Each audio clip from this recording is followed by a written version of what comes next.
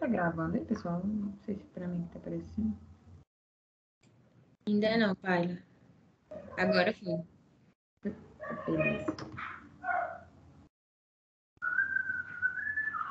Pessoal, boa noite a todos. Para quem não me conhece, meu nome é Paila. Sou presidente aqui. Sou presidente aqui da atual gestão do GFOI. A maioria do pessoal aqui são membros do GFOI, né? Mas a gente também tem convidados externos. Hoje estou muito feliz por estar sendo a host hoje do Fuco, né? O Fuco está sempre sendo host aí de várias pessoas no podcast. Hoje eu vou ter a honra de ser a host dele. Então, a gente vai ter uma palestra aí bem bacana, que ele vai trazer um tema aí bem bacana. Então, eu vou apresentar para vocês um pouquinho quem é o Leandro Fusal, tá bom? Bem rápido, né? Porque o currículo é grande. Bom, o Fuco vai trazer para a gente um pouco sobre a prescrição de exercícios e alívio da dor. O Fuco é graduado pelo Centro Universitário São Camilo, tem especialização em aprimoramento pela Santa Casa de São Paulo. Ele é mestre pela Unicid, doutorando em Ciências da Saúde pela Santa Casa de São Paulo. E atualmente a atuação clínica dele e científica, ele é membro do grupo de pesquisa Pain Cognition in Sport Science. Treinei bastante. Sócio facilitador do portal Fisioterapia e idealizador do projeto Mova-se Mais, fisioterapia em apoio ao artista. Para os convidados, né, externos, né, para quem não conhece ainda, eu deixei aí as nossas redes sociais para que vocês possam ter acesso lá e ter as próximas palestras e que possam acompanhar aí a gente tem um projeto bem bacana aí ao longo do semestre. Então, lembrando que todas as nossas reuniões são gravadas e posteriormente são divulgadas no nosso canal no YouTube. Então, se você quiser perder uma parte, não conseguiu assistir, você pode assistir lá de novo. Quanto à reunião de hoje, o Fuco vai ter aí 45 minutos para ele poder se apresentar, falar um pouquinho do tema que ele trouxe. Depois a gente vai reservar aí uns 10 a 15 minutos para a gente fazer uma discussão, levantar algumas dúvidas, se alguém tiver.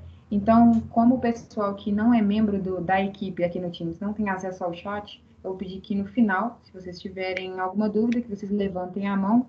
E aí eu concedo a palavra para vocês, aí a gente vai organizando aqui tudo certinho. Não precisa ter vergonha de falar aqui, né? Ninguém vai julgar ninguém, é só para vocês poderem interagir aqui. E o pessoal que tem acesso ao chat pode ficar à vontade para colocar a pergunta de vocês até ao longo das apresentações mesmo, da apresentação mesmo, que aí no final eu vou conduzindo isso aqui, tá bom? A todos, uma boa palestra. Fuca, é com você, pode ficar à vontade para transmitir sua tela. Qualquer coisa eu estou aqui à disposição. Eu vou desligar minha câmera aqui só para não sobrecarregar muito, mas eu estou aqui. Obrigado, Paila. Obrigado aí pela apresentação. Obrigado pelo convite, pessoal, pelo tempinho aí, né, de estar conversando com vocês. Esse é um tema que eu cada vez mais estou vendo necessidade de conversar. Parece, às vezes, até meio simples. Era uma coisa que provavelmente eu teria algum receio de falar um tempo atrás, no sentido até de saber o que é necessário, qual que é essa dúvida, né? Falar sobre exercício. E é um dos carros-chefes que a gente tem hoje dentro da nossa profissão. Então, fico bem feliz de estar conversando. Talvez seja até um tempinho menor da palestra para a gente poder conversar mais. Eu gosto mais da conversa do que de ficar dando aula, falando aqui sozinho. Então, depois já preparem as perguntas que vocês quiserem para a gente poder discutir, conversar. E eu acho que isso é bem relevante, tá? Então, essa palestra, né, até quando me convidaram, é uma palestra que ela aconteceu bem recente no SBED, no SBOT, né, que é o Congresso Brasileiro de Dor. Então, é o maior congresso que a gente tem de dor hoje no Brasil, né, que é da Sociedade Brasileira de Estudos da Dor. E essa palestra, ela fala um pouquinho dessa temática, baseado um pouco de exemplos na coluna lombar, que é um dos maiores temáticas que tem, mas a gente vai podendo extravasar para qualquer área, tá? Tá todo mundo vendo meus slides? Só me dá um ok aqui, que agora eu perco de vista vocês. Então, sim. Então, perfeito. Bom, já me apresentaram aí, né? Gosto até de esclarecer algumas coisinhas em relação à parte do meu currículo.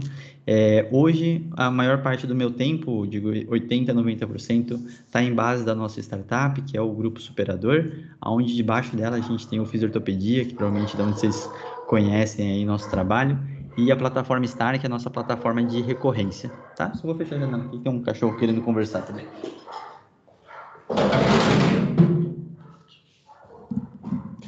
Pronto. Então, hoje a gente está nesse processo aí, né, da startup, e a gente em breve vai ter uma parte da Health Tech, que é de atendimento, em teleatendimento especialmente. Então, a gente está aí num processo bem interessante de crescimento, de aprendizado, e hoje, infelizmente, minha rotina é bem diferente. A gente tem uma rotina de aprender o que é gerir projetos, gerir pessoas, a empresa, mas fico bem feliz aí de não perder o contato com meus pacientes, ainda atendo de terça e quinta de manhã, né? E faço bastante monitoria de pessoas, atendimentos, então o contato clínico é sempre presente, tá? Então, para começar a nossa aula aí, nossa conversa, eu vou pegar um exemplo muito clássico, onde provavelmente vocês devem pegar aí em livros e pensar que na hora de fazer exercícios, e no exemplo da dor lombar, a gente teria várias teorias que estão muito relacionadas à parte mecânica, né, que a gente pode dizer. Então, dentro desse processo da estabilização, é um dos grandes, né, um dos grandes objetivos do tratamento da dor lombar. Então, quando a gente começa a tentar entender o porquê tanto essa estabilização segmentar, a musculatura do core, a musculatura do tronco, né? A gente começa a pensar e tentar explicar o porquê esses exercícios são importantes. E aí, nessas horas, a gente tem diversas questões sobre, desde falar que o corpo precisa de mais estabilidade, ou então em relação a tempo de ativação, ou que está com falta de resistência ou falta de força. Mas isso é como se a gente pensasse exclusivamente num único pedaço do nosso corpo, num funcionamento muito mais simplificado. E hoje, uma das perguntas mais interessantes que a gente tem na literatura, que ela não tem bem esclarecida, mas a gente sabe de algumas coisas interessantes que já saem de um tradicional, é tentar entender se quando a gente tem a dor em algum lugar do corpo, a gente precisa fazer exercícios específicos ou exercícios gerais para o corpo do paciente, né? Então, nessa hora é muito interessante, porque provavelmente vocês vão aprender isso, e vocês devem aprender da melhor forma possível, a questão de prescrição de exercícios específicos para cada articulação. Eu poderia trocar esse exemplo da dor lombar também para a parte do joelho, em relação ao alinhamento do membro inferior, ou então a questão do controle torácico escapular, e a gente pensar em todas as questões da discinese, né? Então, em cima desse processo, a gente começa a pensar que o raciocínio mecânico exclusivamente, muitas vezes ele é um pouco superficial ou ele não realmente contempla tudo. E muitas vezes também você pode estar realmente vendo um déficit muscular e na hora que você tenta fazer alguns exercícios, você começa a perceber uma grande dificuldade do paciente de estar realizando. Então, nessas horas, a gente precisa tomar um certo cuidado e tentar entender se a gente tem outras estratégias. E hoje, no geral, a gente pode pensar também em exercícios gerais, não necessariamente específicos da articulação que está dolorida, que tem alguma queixa, pensando que ela tem diversas questões que podem ser benéficas para o nosso paciente, independente da área dolorida, aonde a gente sabe que o processo do funcionamento do processo analgésico está falando das vias descendentes da dor, né? As vias analgésicas descendentes, relacionadas à liberação de opioides endógenos e distração em relação à menor vigilância local em relação a todo o processo e região dolorida, né? Então, em cima disso, a gente tem duas teorias e entender o porquê, e muitas vezes a gente começa a se perguntar o que a literatura tem em relação a isso, tá? E aí, desde 2014, a gente já tem essa revisão sistemática muito bem elaborada e também ela é um update, então ela é uma atualização onde a gente começa a encontrar que não existe diferença entre exercícios gerais e exercícios específicos. E aí começa a ter algumas questões, algumas perguntas muito interessantes, fala assim, bom, então é só fazer qualquer exercício, qualquer movimento com o meu paciente? Então, nessas horas, você começa a banalizar um pouco o raciocínio e a gente tem que ter uma cautela muito grande como que a gente faz esse processo de prescrição de exercício, né? E hoje, toda vez que eu estou lá na Santa Casa, vendo o pessoal novo, o pessoal R1, eu começo a ter um pouco de tristeza em ver na hora da prescrição de exercícios, e a gente começa a saber também que a gente, como produtor de conteúdo na internet, a gente sabe que quando você posta um vídeo de um exercício independente do raciocínio que é passado por lá, e isso gera muito mais engajamento do que se eu postar alguma reflexão ou alguma questão conceitual, né? Então, o famoso como fazer, o que fazer, atrai muito mais do que um raciocínio clínico interessante, e isso já é uma coisa que eu gostaria de quebrar um pouquinho aí na cabeça de vocês. Eu sei que toda vez que vocês pensam num paciente, vocês querem chegar e falar assim, putz, mas o que eu faço com ele então, né? Então, naquela hora, num geral, né, de uma forma muito inocente, eu acho que todo mundo está querendo uma fórmula ou uma prescrição específica de condutas, e aí mora um grande perigo, e a gente precisa entender o racional por trás para saber lidar com diversas situações. Então, se vocês já tentaram prescrever exercício para algum paciente, vocês vão entender que essa complexidade existe, e eu posso falar que depois de 11 anos de formado aí, isso não muda, continua sendo sempre um maior desafio prescrever um bom exercício para o paciente, tá? Então, nessas horas é bem importante esclarecer isso. E aí, quando a gente pensa, né, e afinal, isso é bom ou isso é ruim? Então, a gente tem uma grande dificuldade de discernir, e muitas vezes a gente fica querendo dicotomizar, dualizar, se as coisas são boas ou são ruins. Então, todo exercício, de certa forma, ele tem seu benefício, a gente só precisa saber prescrever para a pessoa certa na hora certa, né? Outra frase, de certa forma, superficial e também muito aleatória, e aí também não ajuda muito, né? Então, a gente precisa entender. Quando a gente pega uma revisão sistemática como essa, que compara exercícios gerais versus específicos para dor lombar, e a gente vê que não existe diferença, com certeza, para as pessoas que defendem fortemente a questão do core, da estabilização segmentar, vai se sentir ofendida. E na real é o inverso, a gente tem que, na real, comemorar, porque nessa hora a gente tem duas opções, aonde a gente pode usar a preferência do paciente e toda a particularidade e individualidade do seu paciente. Então, nessas horas, toda vez que vocês pegarem o ensaio clínico, observarem que os dois grupos tiveram melhora, porém não tiveram diferenças entre os grupos, isso é um dos resultados que a gente deve comemorar, porque normalmente quando a gente está esperando que alguém ganhe, você já está sendo, de certa forma, tem o seu viés e você quer que algum dos grupos ganhe. Então lembrem, a pesquisa não é para beneficiar o seu achar, né? O nosso achismo como pessoa, como profissional, como pesquisador. E sim o ceticismo de todo o processo, de eu conseguir analisar de forma justa para entender realmente se tem alguma vantagem entre os dois grupos para conseguir indicar a melhor coisa, né? Então, essa particularidade do exercício é muito importante. Então, lembra que preferência do paciente é um dos nossos tripés da PBE, então é muito importante eu conseguir usar isso a nosso favor, tá? E em cima disso, né, a gente sempre deve se perguntar, agora eu tenho duas opções, e aí eu posso pensar quando eu utilizo um, quando eu utilizo o outro, né? Então, esse processo é muito interessante, ele é muito complexo, e eu vou tentar simplificar de alguma certa forma, espero que ajudem vocês, e depois eu quero ouvir um pouco a opinião de vocês, e caso vocês estejam aí já no estágio, ou já tiveram a experiência de atender alguém e tudo mais, fiquem mais do que à vontade para trazer aí, para a gente tentar discutir, e chegar em alguma conclusão aí mais interessante, tá? Então, uma das 3 pontos que a gente precisa ver frequentemente está relacionado à sensibilidade local, crenças dos pacientes e o nível de incapacidade. Então, vamos pensar em alguns contextos específicos, onde você começa a pegar um paciente com uma dor lombar mesmo, e a partir do momento que você começa a fazer aquele treinamento da musculatura profunda, a gente começa a perceber que existe uma certa sensibilidade de movimentação, de contração, e uma certa dificuldade do paciente de fazer toda aquela movimentação. Então, nessa hora, uma das coisas mais importantes que a gente precisa entender é o que o paciente entende daquela dor quando aquela região é utilizada. Então, eu começo a pegar e tentar refletir com ele para ele entender a crença do paciente sobre o próprio exercício.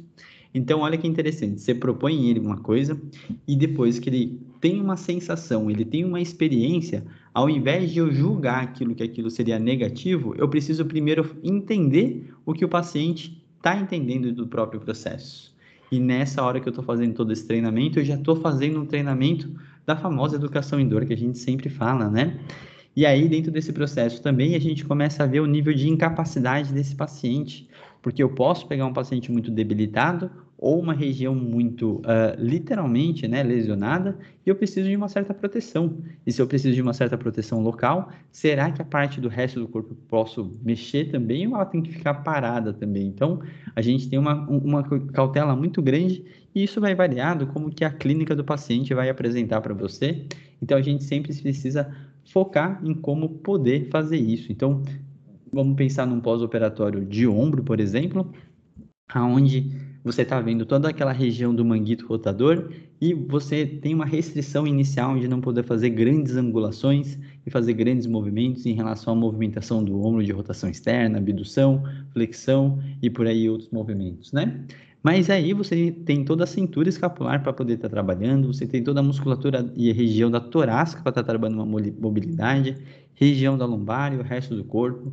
Você pode colocar aquele paciente, por exemplo, numa bicicleta estacionária e aí você já começa um grande benefício com esse paciente para você não gerar um grande paciente que está num comportamento sedentário junto de toda uma proteção excessiva do corpo, né? E isso com certeza vai beneficiar muito você e o paciente a longo prazo em especial.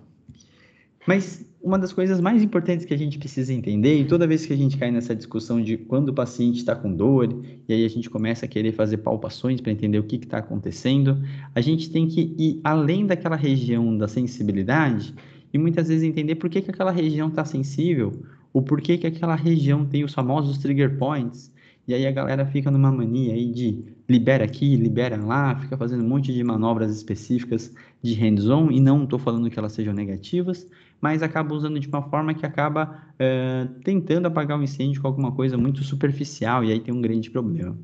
Para quem não conhece essa figura, por favor, dê um print aí e coloque essa imagem na tela de vocês, para vocês sempre lembrarem que esse é o nosso famoso modelo de Fear Avoidance Model, ou seja, o nosso modelo de medo e evitação. Dentro desse modelo de medo e evitação, eu queria que vocês se atentassem a essa palavra threat, que significa ameaça.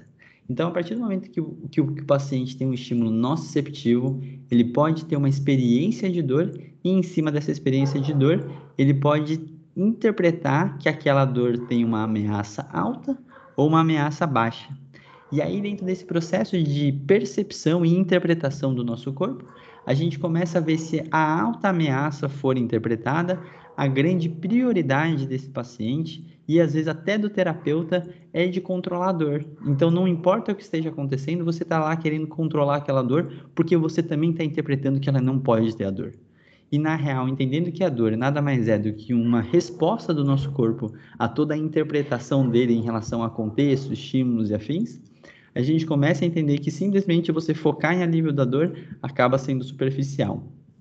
Então, todo esse processo, e às vezes a gente passa esse medo para o nosso paciente, ele aumenta o medo, a evitação, fazendo uma interferência de afeto negativo, entrando num ciclo aqui totalmente ameaçador para o paciente, de uma forma que é muito negativa. Então, a gente precisa ter uma grande cautela, um grande cuidado para não deixar cair nesse ciclo infinito aqui. E, no geral, o nosso grande papel é transformar essa ameaça alta em uma ameaça baixa em relação às prioridades e valores do paciente. Eu preciso entender todas as necessidades, o que a gente chama realmente de atenção centrada na pessoa, certo? Não no paciente, e sim na pessoa, para a gente fazer uma abordagem interessante e o paciente se recuperar. Então, a gente entende que um dos grandes motivos da dor cronificar ou da dor persistir no nosso corpo está relacionado a esse ciclo, por isso esse modelo do Fear Avoidance é tão importante para a gente, tá? Então, desculpa aqui o errinho da configuração, o nosso grande foco terapêutico é diminuir estímulos e informações ameaçadoras. E nessa hora, desde esse processo da educação em dor que a gente fala previamente, até você experienciar o paciente aqueles movimentos de forma segura, é nosso papel total e foco terapêutico. Então, em cima disso, lembrando desses 3 pontos, a gente tem que lembrar que muito está relacionado a esses comandos. Então, se vocês escutarem de alguém, ou se vocês ainda têm essa crença em relação a cuidado com a sua hérnia, esse movimento pode prejudicar a sua coluna, evite esse movimento, se você não fizer esses exercícios específicos, você vai piorar, cuidado com a sua postura, não pegue muito peso, evite atividade de impacto para você não piorar o seu quadro. Todas essas frases têm uma raiz muito forte no modelo biomédico, no modelo patoanatômico. Ou seja, você está querendo dizer que o estado do tecido representa o quanto agredido está a região. Então, aí tem um grande risco de você estar realmente causando um efeito mais nocebo no paciente, com uma hipervigilância, e não realmente conseguindo aliviar todo o estresse e essa questão da ameaça do paciente que a gente está conversando. Então, caso vocês tenham alguma dúvida ainda sobre essas frases, por favor, fiquem à vontade de mandar uma mensagem no meu Instagram, ou por onde vocês quiserem conversar depois, para a gente conseguir esclarecer bem o porquê que essas frases não são verdadeiras mais. Então, quando a gente pega e começa a jogar um pouquinho para o raciocínio clínico, né? Toda vez que o paciente começa a relatar um pouco da movimentação dele e você começa a tentar entender um pouco mais da mecânica de todo esse processo, a gente tem que ver um grande raciocínio clínico. E aí existe uma pergunta muito importante. Situações mais dolorosas fazem sentido mecanicamente falando? Ou seja, é o que eu chamo de plausibilidade biológica ou plausibilidade mecânica em relação ao tecido. Ou seja, aquele movimento é mais estressante, ele realmente faz doer mais ou não necessariamente? E aí eu começo a entender se realmente tem uma relação direta com a movimentação ou não, né? Hoje mesmo de manhã atendi um paciente por telereabilitação, era a segunda sessão dele, e aí ele já começou a me relatar que ele teve algumas dores em relação a algumas subidas, né, algumas ladeiras específicas para voltar do trabalho, mas ao mesmo tempo ele teve alívio de dor quando ele fazia bicicleta, praticou corrida e algumas outras atividades. Então, se a gente for pensar, plausivelmente ele não tinha uma queixa maior em relação a maior estresse no joelho, porque a gente sabe que as situações que eu falei de esporte, de atividade, acaba sendo muito mais agressiva no sentido de estressante, tá? Para o nosso corpo do que realmente a situação da ladeira.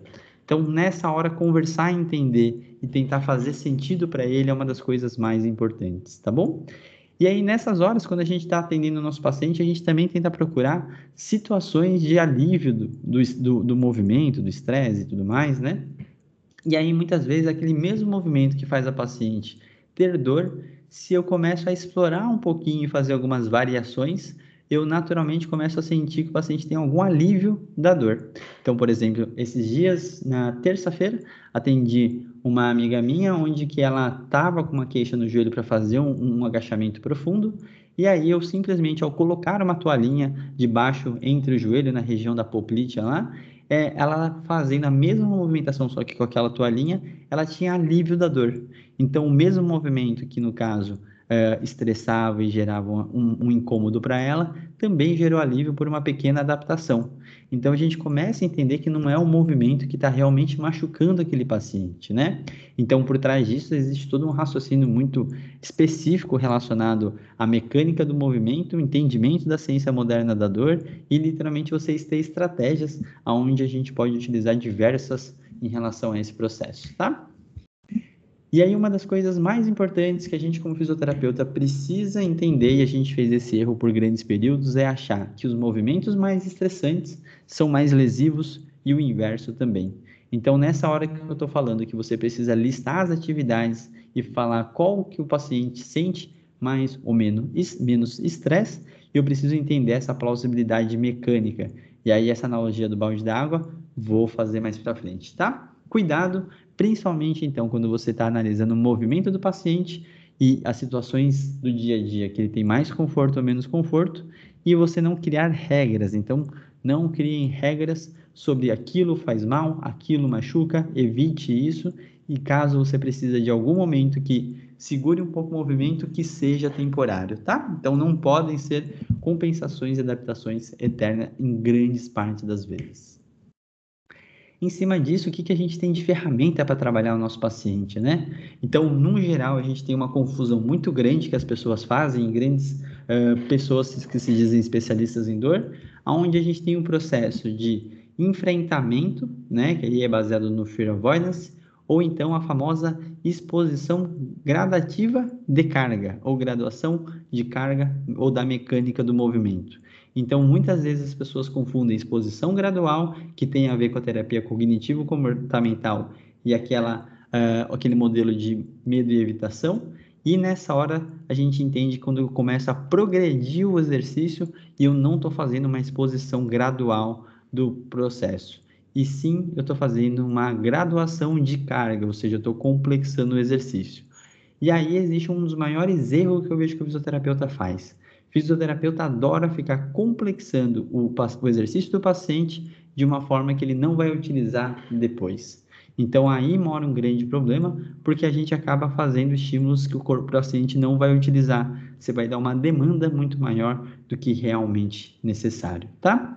Então, nessa hora que eu faço algum processo ou de exposição gradual do paciente, ou então de graduação de carga, eu preciso sempre estar também observando o condicionamento físico do paciente. Se eu ver que eu estou dando uma demanda maior do que o paciente realmente está preparado, eu começo a pensar que você simplesmente tem um grande conflito de carga e demanda, tá?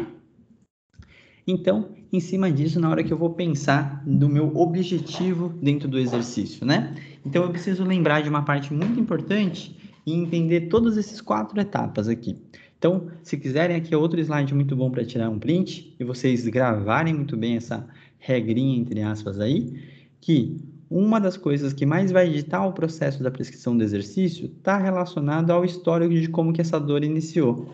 Esse paciente está me falando que recentemente ele teve um trauma de alta energia, ou uma torção, ou alguma colisão, alguma coisa específica, num período de até 3 meses, por exemplo. Caso sim, a gente pode pensar que teve uma lesão tecidual importante e a gente precisa pensar em cicatrização do tecido. E aí, nessa hora, a gente entra nessa faixa laranja aqui, onde a gente pensa que existe um processo inflamatório, existe uma natureza desse processo fisiológico, né, inflamatório, e a gente precisa pensar nessa cicatrização tecidual, certo? E aí, sempre lembrando de eliminar as bandeiras vermelhas, que eu já chego lá. Mas caso o paciente comece a te falar que a dor começou do nada, foi crescendo, ou não fez nenhum movimento específico, e mesmo assim a dor pode ser intensa, a gente sabe que se não tem nenhum trauma específico, dificilmente eu vou estar falando de um processo inflamatório. Se eu não estou falando de um processo inflamatório, eu estou literalmente não pensando em cicatrizar o tecido, então eu não posso pensar em proteger ele, e sim eu tenho que pensar em expor ele para tentar gerar uma dessensibilização do tecido. Então, um dos termos que a gente tentou usar, e eu espero que ele se difunda aí num editorial que a gente publicou recentemente, está relacionado a esse processo da sensibilidade tecidual, que é diferente de um tecido machucado. Então, a gente precisa tomar um cuidado muito grande com todo esse processo, tá? E, independente se a situação é a de cima ou a de baixo, eu sempre preciso eliminar as famosas bandeiras vermelhas, que eu posso eliminar com pequenas perguntas simples. Se tem algum trauma direto que pode levar a uma fratura, algum processo de incontinência urinária, fecal, sensibilidade em célula, perda de peso, febre, tumor, e aí a gente tem que saber questionar isso com o nosso paciente para gerar segurança. E mesmo que ele não relate nada disso, muitas vezes eu posso chegar para o meu paciente e falar para ele: ó, o seu caso ele não me parece nada muito grave, principalmente porque quando a gente chama ele de grave, está relacionado a ter esses sintomas aqui. E você listar para ele. E aí, muitas vezes é bom, porque ele repensa e reflete se ele teve alguma dessas sintomatologias, e em cima desse processo dele, ele começa a saber também quando ele poderia se preocupar. Então, também é um processo educativo para você melhorar o entendimento em saúde do seu paciente, tá? E aí, logo em seguida, né, essa grande pergunta, se o exercício é para quê? Então, depois que eu penso se é para sensibilidade tecidual ou para cicatrização dele, eu preciso entender que eu tenho vários objetivos com o exercício. Desde função, resistência, força, equilíbrio, mobilidade, flexibilidade, habituação ou performance. Então, a fisioterapia ela ficou muito simplificada em exercícios e séries, né, de 3 de 10, 3 de 15, 4 de 10. E aí, nessa hora, eu gravei recentemente um YouTube no canal do Fisiortopedia para, literalmente, a gente conseguir discutir e pensar na prescrição de exercício um pouco mais como comportamento e menos com sempre esse objetivo exclusivo de ganho de força e resistência. Até porque, muitas vezes, o paciente vai melhorar antes de todo o tempo que ele ganhar qualquer questão de resistência e força, por exemplo, certo? E aí, nesse processo, o que que acontece? Como que eu lido quando o meu paciente tem dor? Então, essa é uma das maiores perguntas e dificuldades do meu paciente quando eu estou falando com os outros fisioterapeutas, né? Nessa hora, eu sempre falo assim: por que não desistir do exercício? Primeira questão é porque você escolheu. Então, confia no seu taco, confia no seu raciocínio, e se você pensou bem no exercício, você tem que acreditar nele e fazer ele acontecer. E a outra questão, muito mais importante, é a questão do não condicionar dor ao movimento. Então, a partir do momento que eu falo para o meu paciente fazer um exercício, ele tem a dor, eu falo para ele não fazer, porque o corpo dele ainda não está pronto, eu estou condicionando que movimento gera dor. Então, dentro desse processo, é muito importante a gente conseguir não condicionar nosso paciente em relação a isso, tá? Pensando que toda dor é condicionável, e aí a gente tem várias explicações, que aí eu deixo isso sempre para o Rafael explicar, a gente tem que lembrar do porquê que a gente está falando isso, né? O nosso corpo literalmente aprende a ter dor. Quando eu falo que ela aprende a ter a dor, eu estou falando que ela condiciona esse estímulo para um estímulo não condicionável, né? E aí eu começo, por exemplo, nesse do Pavlov, onde ele estudava saliva de cachorro, ele começa a oferecer comida para o cachorro para conseguir pegar essa saliva, e aí toda vez ele tinha que chamar o cachorro dele, pegava um sininho lá para realmente convocar o cachorro. Nessa hora que ele chamava, ele sempre oferecia comida logo em seguida, e aí o cachorro começou a entender que toda vez que tocava o sino, ele nada mais nada menos do que tinha comida. Então, no momento que ele começou a entender isso, só o fato de ter o sino já era suficiente para ele literalmente começar a salivar. Então, nessa hora, eu começo a entender que o nosso corpo funciona da mesma forma, com diversos estímulos, não só com movimento, tá? Em cima disso, a gente sempre tem que pensar, se o paciente teve dor, eu não posso desistir dele, o que que eu posso modificar? Muita coisa. Aliás, todas as coisas. E aí eu preciso lembrar que eu tenho carga, série, inibição recíproca, amplitude, fazer mobilização com movimento, eletroterapia, o tempo de descanso, tarefas cognitivas, suporte auxiliar, intensidade, repetição. Então aqui, se você me desistir do exercício logo de cara, você realmente desistiu muito cedo de uma coisa que é muito importante e você acabou prejudicando seu paciente mais do que ajudando ele. Então, nessas horas, se eu não conseguir alterar com nada disso, a gente precisa realmente repensar se aquele exercício é adequado para aquele momento. Mas, no geral, eu tenho diversas coisas para conseguir mexer, modificar aí, tá? Ou seja, opção não falta, não desista do exercício, tá? Outros cuidados que a gente tem, por mais que exercícios gerais tenham o mesmo efeito que exercícios específicos, não quer dizer que eles possam ser feitos de qualquer jeito. Então, escolha bem o exercício, se familiarize com o movimento, gere autonomia, explore os movimentos, comandos excessivos, qualidade e especificidade. Então, o que isso tem a ver? Escolher bem o exercício tem todo esse raciocínio que eu falei. Lembre, por mais que a pessoa tenha um bom repertório com o corpo, ele tem um movimento novo. Se ele nunca fez o exercício, é um movimento novo para ele. Ele precisa se familiarizar, acostumar. Aquele exercício ele precisa ser simples, né? É cansativo ver tantas postagens no Instagram com pessoas querendo mostrar um exercício mais complexo do que o outro. Obviamente, o paciente não vai conseguir fazer isso depois, né? Outra coisa, lembra que o movimento precisa ser um repertório do corpo do paciente. E para isso eu também não posso ficar dando aquele excesso de comandos, elastiquinho para fechar o joelho, aí olha para um lado, olha para o outro, solo instável, começa a fazer exercício com o braço junto. Então, todos esses círculos aí que a gente tem aí na prescrição de exercícios, eles têm uma baixa absorção de aprendizado motor do paciente, né? Então, isso é uma coisa de princípio de controle motor. E aí, pensando nisso, a gente não pode perder a qualidade e especificidade dos exercícios, certo?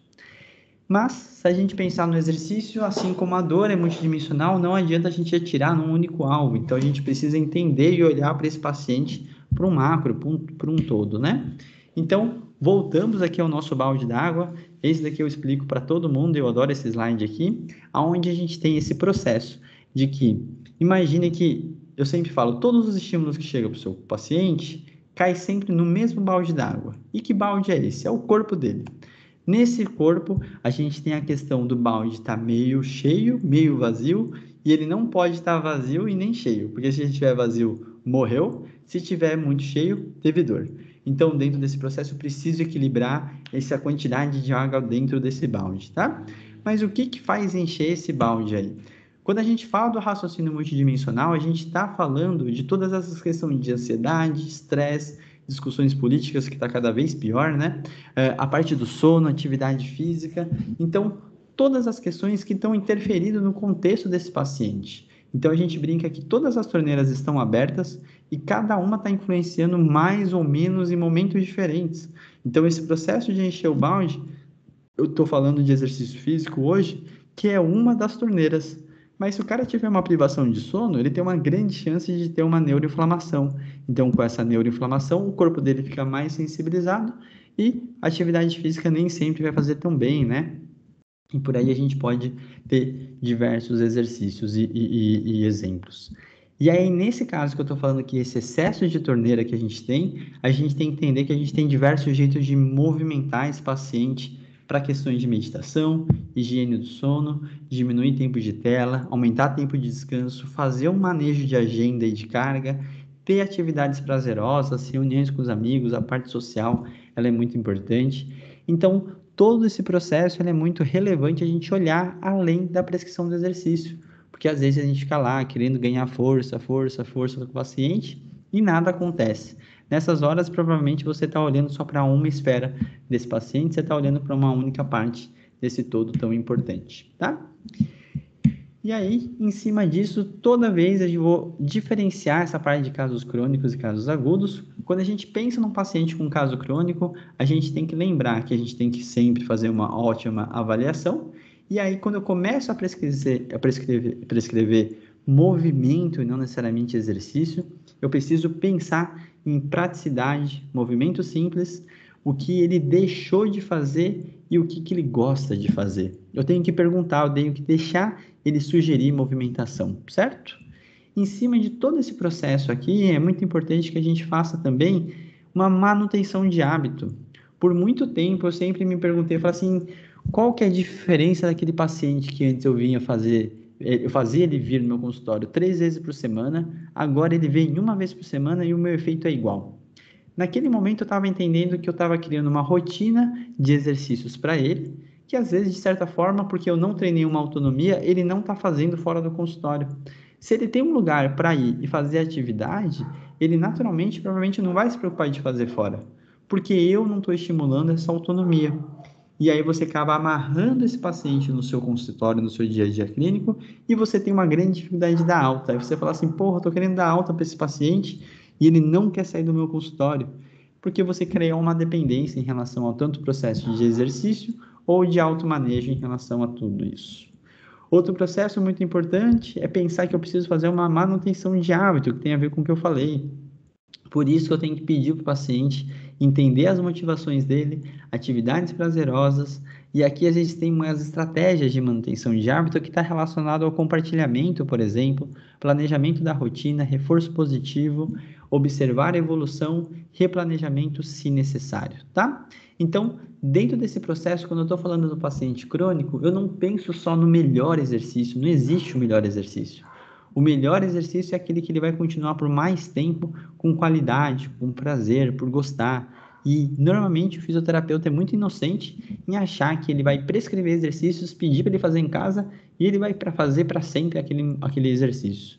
Normalmente quando a gente fala, né, que santo de casa não faz milagre, naturalmente é porque você vê o real comportamento do paciente na tua frente, que às vezes é o pai, a mãe, o namorado, o tio, o avô, o papagaio, amigos e afins, e aí você começa a entender como ele realmente se comporta no dia a dia. Se você quiser ser o chato e vigilante e ficar falando assim, ó, tô vendo que você tá fazendo errado, hein? Ou movimentações e afins, você vai gastar bastante saliva aí e não vai chegar em lugar nenhum, tá? Então, lembrem que todo movimento já possui efeitos analgésicos. E conforme você vai mantendo essa frequência da atividade, você treina a capacidade analgésica do corpo do seu paciente, tá?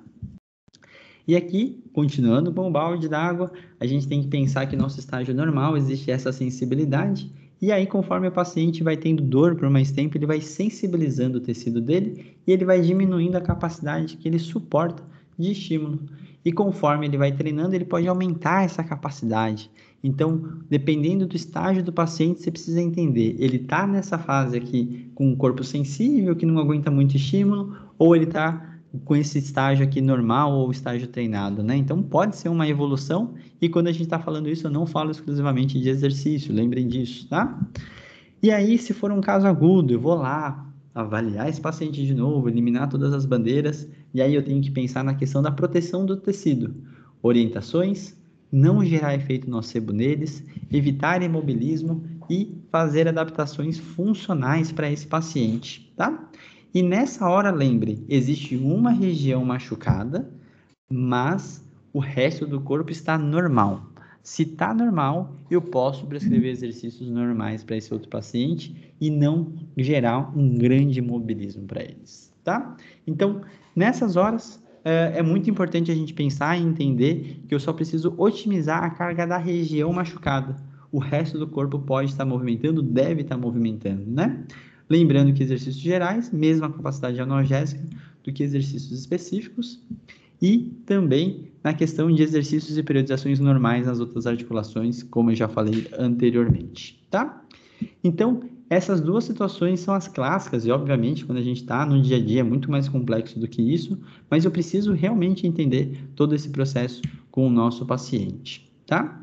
Então, aqui eu encerro a minha parte. Caso alguém ainda não siga o Fisiortopedia, por favor, pode seguir. Quem quiser me seguir também, conversar comigo, não tem problema, o Instagram está totalmente aberto. Vocês vão ver fotos da minha família, dos meus amigos, mas eu sempre estou postando as coisas que a gente tem executado lá, tá bom? Então, encerro a parte da explicação aqui e fico totalmente aberto para as perguntas, por favor.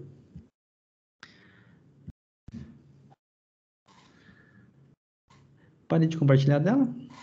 Acho que sim, né? Sim. Boa. Hugo, muito obrigada pela palestra, de verdade. Fiquei muito feliz. Eu gostaria de agradecer a Amanda, infelizmente ela não pôde estar aqui, mas ela que estreitou, né, o nosso contato com você. Muito obrigada pela sua disponibilidade, por ter trago o tema para a gente. Eu acho que é um tema muito importante, essa desensibilização do paciente com relação a essa associação que eles já fazem com movimento e dor, de eu não vou fazer esse movimento porque ele gera muita dor, e às vezes a gente fica meio travado no tratamento com o paciente pela dificuldade de abordar isso com ele, e eu tenho alguns casos, assim, algumas experiências com isso, com relação a isso, essa dificuldade deles de entender que eles não podem só associar o movimento à dor e de que eles ficam travados com relação a isso. E é muito difícil tratar um paciente que não quer fazer nada porque ele está sentindo muita dor e aí ele não sai do lugar e ele não evolui porque ele está sentindo dor. E aí é muito difícil. Pessoal, se vocês quiserem levantar a mão aí, erguer para poder fazer perguntas, para poder comentar alguma coisa, Fuco, se você quiser também levantar alguma questão, o pessoal conversar aqui também, pode ficar à vontade. Vou aproveitar. Pode falar. Pode falar. É muito importante vocês entenderem, e a gente está, ano que vem, montando a pós em dor, né, do Fisiortopedia. Isso que a gente está conversando, ele não importa a área que vocês vão trabalhar futuramente. Se for neuro, se for dermato, se for hospitalar, se for ortopedia esportiva principalmente, né? Mas assim, não importa, quando a gente fala de dor, dor é dor em todos os tipos de pacientes. Ortopédico, oncológico e por aí vai, né? Então, todos os pacientes que tiver. Então, a gente está nessa missão aí agora de expandir um pouco nossa conversa, e isso sempre acaba sendo um carro-chefe um pouco mais discutido na ortopedia, mas ele vale para qualquer assunto, tá bom? Vou ler